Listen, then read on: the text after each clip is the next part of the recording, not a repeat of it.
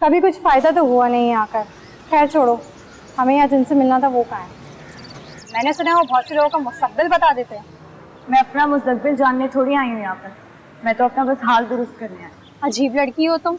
अपना हाल कैसे दुरुस्त करोगे जब अपने मुस्तकबिल के बारे में कुछ नहीं पता? पागल हो तुम, बल्कि पागल नहीं बहुत तेज हो तुम। हर जुमरात एक शहजादी के लिए मन्नत मांगती हो। हैदराबाद का ऐसा कौन सा मज़ार नहीं जिसपे तुम नहीं गई हो? मैं किस जगह की शहजादी हूँ जो मैं किसी शहजादे के लिए मन्नत मांगूंगी? मुझे बस जो चाहिए वही मिल जाए काफी है। वालेकुम अस्सलाम। बाजी आप लोग एक एक करके अंदर आकर मिल सकती हैं। मूसा भाई अपनी नमाज पढ़ चुके। देखो नजर, पहले मुझे जाने दो। मेरा एक मसला है, तुम्हारे बहुत सारे। मैं ज्यादा देर नहीं लगाऊंगी अंदर, ठीक है?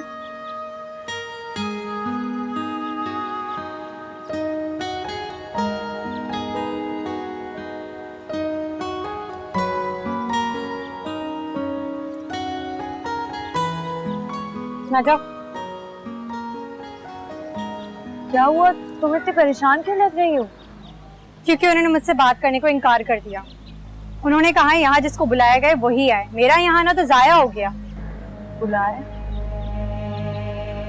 मुझे तो किसी ने नहीं बुलाया। मैं तो खुद यहाँ पहली दफा आई हूँ। अच्छा तुम यहीं रुको, मैं आती हूँ।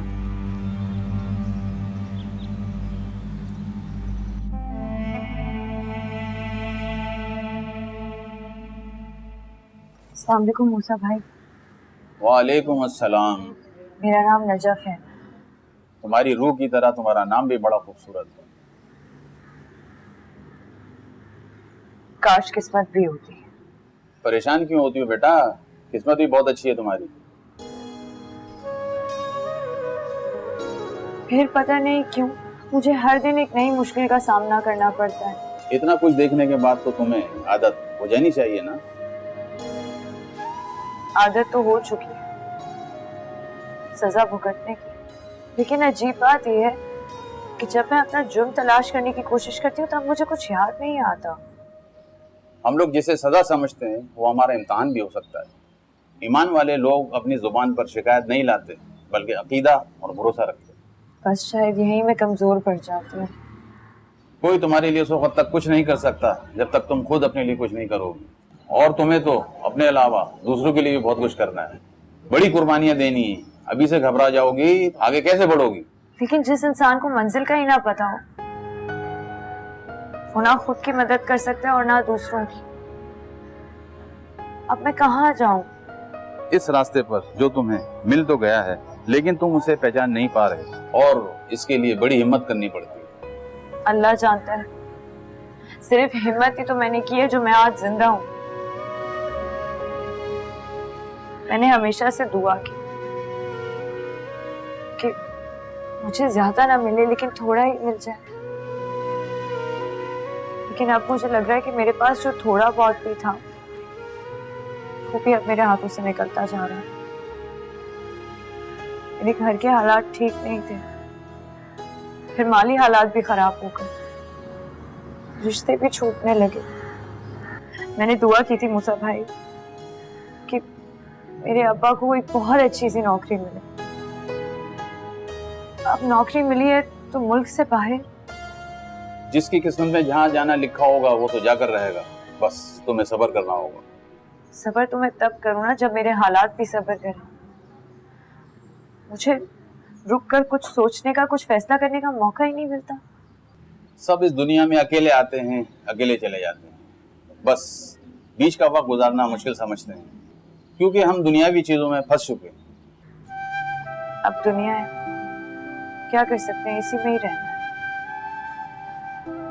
यहाँ पर इंसानों ने सब कुछ इतना मुश्किल बना दिया है कि हम उससे निकल ही नहीं पाते। लेकिन जब तुम इरादा कर लोगी तो तुम खुद ब खुद निकल जाओगे और वो वक्त बहुत खूबसूरत होगा। तुम्हारे सारे मसले खुद हल हो जाएंगे और फिर से नई शुरुआत होगी, जिसमें कभी कोई दुख तकलीफ तुम्हें छूकर भी नहीं गुजरेगी। इंशाल्लाह बस अल्लाह पर भरोसा करो। बहुत बहुत शुक्रिया मुझे।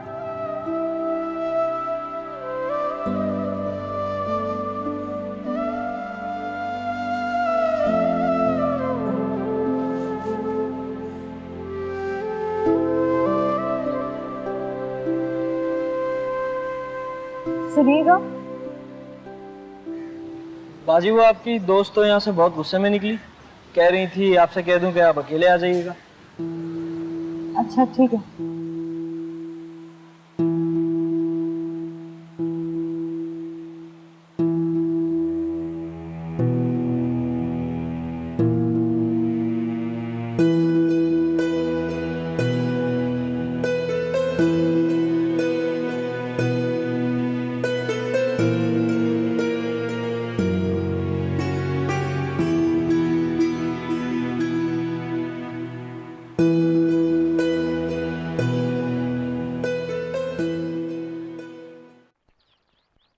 आज तो मैं गई, मेरा टेस्ट बहुत बुरा हुआ है। मेरा भी। लगता है पूरी क्लास ही फेल होने वाली है और इस बार तो नजफ को भी पास होने का मौका नहीं मिल सका। शुक्र ही है नजफ आज कॉलेज नहीं आई, वरना हमेशा की तरह वो पास हो जाती और टीचर हमें बेइज्जत करते हैं। ये कहो ना कि आने वाली बला टल गई।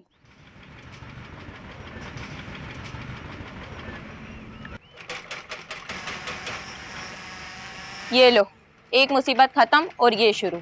अब पूरा दिन मजदूरों के झगड़े, मशीन की आवाजें और गंदी बदबू बर्दाश्त करो। मुझसे तो ये बदबू बर्दाश्त ही नहीं हो रही है। जब तक कि पास वाले प्लॉट में काम हो रहा है, टीचर को चाहिए था हमें छुट्टियां दें। भला जाकर कोई मैडम से बात क्यों नहीं करता है? यार चलो हम पूछते ही क्या तमाशा है, कॉलेज के साथ फैक्ट्री कौन लगाता है? हाँ, बड़ा अच्छा रिकॉर्ड है हमारा कि मैडम हमारी बात सुन लेंगी। मैडम का मिजाज नहीं जानती, बेइज्जत करके निकाल देंगी जैसे हमेशा निकाल देती हैं। अब इसे ही देखो कितनी रीड है। कुछ भी कर लो, कॉलेज जरूर आना है। लगता है किसी कीचड़ में गिर गई थी। कपड़े देखो इसके। हाँ सही कहा, इसे बहुत शौक है ना हक और सच्चाई के लिए खड़े होने का। क्यों ना हम इसे मैडम के पास भेज दें। मैडम के पास क्यों? हम इसे कॉलेज के मालिक के पास लेके जाते हैं। समझो मेरी बात, कॉलेज का आंख का तारा बना घूमती है, ये बहुत अच्छा मौका है हमारे पास। कैसी हो तुम? कब से हम तुम्हारी ही तारीफें कर रहे थे। रहने दो, अगर तुम लोगों को इतना प्यार होता ना मुझसे तो मुझे यूं मजार पर अकेला छोड़कर नहीं आता। पता है मैंने तुमको देखा भी, आवाजें भी दी, लेकिन तुमने तो सुना ही नहीं। फिर मैं कीचड़ में गिर गई तो टेस्ट भी रह गया होगा। इसकी फिक्र तो छोड़ो तुम, पूरी क्लास ही फेल होने वाली है। और जो ये तुम पर आए दिन मुसीबत आई होती है, कुछ नेक काम करोगी तो शायद किस्मत खुल जाएगी। यार इतना तो ख्याल रखती हूँ सबका, अब बता दो मैं और क्या करूँ। नजब देखो, तुम्हें तो पता है ये कॉलेज और साथ वाला प्लॉट मलिक इकबाल का है और वो यहाँ फैक्ट्री लगा रहे हैं। इस सबसे हमारी सेहत पर फर्क पड़ेगा, वो भी शहर के बीचों बीच। ये नहीं होना चाहिए। दूसरे स्टूडेंट्स का सोचो जो पीछे हॉस्टल में है। तुम्हें पता है ना ऐसे फैक्ट्री से कितनी जहरीली गैस आएगी। नजब तुम्हें जाकर कुछ करना होगा, पूरा कॉलेज तुम्हारी तारीफ करता रहता है और तुम्हें कोई कुछ कह भी नहीं सकता। हमारी आखिरी उम्मीद ही तुम हो। अब नजब अब ये बताओ, ये तो कोई इंसाफ नहीं है। हमने मैडम से बात की थी लेकिन उन्होंने हमारी एक नहीं सुनी। अगर तुम मलिक इकबाल से जरा बात करो तो शायद वो तुम्हारे कहने पर अपना फैसला बदल दे। अच्छा देखो, मैं जाने के लिए तो तैयार हूँ, लेकिन तुम लोग भी चलोगे ना मेरे साथ? हाँ हाँ चलेंगे। चलो अब क्लास के लिए देर हो रही है, चलते हैं। पता चले टीचर अब डांटना शुरू कर दें हमें। वैसे इतनी देर हो गई है पता है।